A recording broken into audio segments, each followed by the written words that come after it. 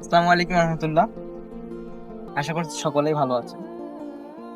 তো আমাদের দেশে বর্তমানে এমন একটি পরিস্থিতি বিরাজমান, উন্নয়নের ধারা দেখা মিললেও কিছু কিছু প্রাচীন এলাকার ক্ষয়ক্ষতি কিন্তু সরকারের চোখে পড়ে না।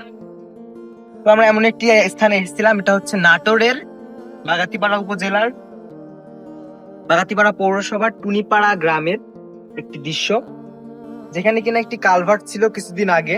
কালভার্ট বা ব্রিজটি কিন্তু অনেকদিন যাবত কিন্তু এখানে ভাঙা অবস্থায় আছে, কোনো প্রশাসনের নজরদারি লক্ষ্য করা যায়নি। কিছু চ্যানেল নিউজ করেছে, আমরা লক্ষ্য করেছি। তবে এটি দ্রুত সমাধানের দাবি জানাচ্ছি উপজেলা প্রশাসনের কাছে এবং মাননীয় উপজেলা নির্বাহী অফিসারের কাছে।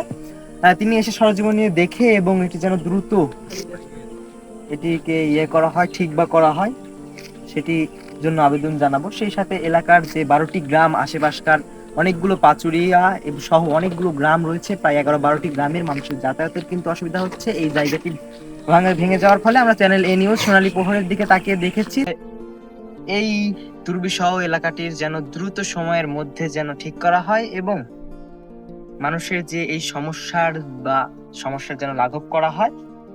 তো কোনো গাড়ি ঘোড়া কিন্তু এই স্থানে কিন্তু পারাপার হতে পারছে না, আমরা লক্ষ্য করেছি।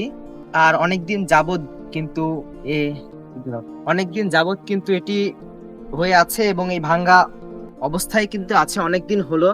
এখনো কিন্তু এটির কোনো সমাধান মিলেনি বা এখনো ভাঙ্গা ঠিক করা হয়নি। তো অতি দ্রুত সময়ের মধ্যে এই জায়গাটিকে যেন ঠিক করা হয় এবং এই কালভার্টটি পুনর্নির্মাণ করা হয়, যার মাধ্যমে কিন্তু পানি চলাচল ঠিক হবে। এবং সামনে যেহেতু বর্ষাকাল, এটি যদি ঠিক না করা হয় তাহলে কিন্তু আরো অনেকগুলো রাস্তা বা অনেকগুলো গাড়ি ঘোড়া কিন্তু তাদের অসুবিধা হতে পারে।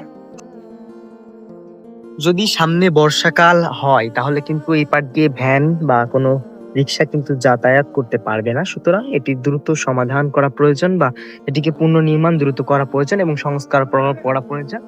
ঠিক ওই জায়গাটির পাশেই কিন্তু আমরা যেখানে দাঁড়িয়ে আছি, এটি কিন্তু অনেক নিচু জায়গা।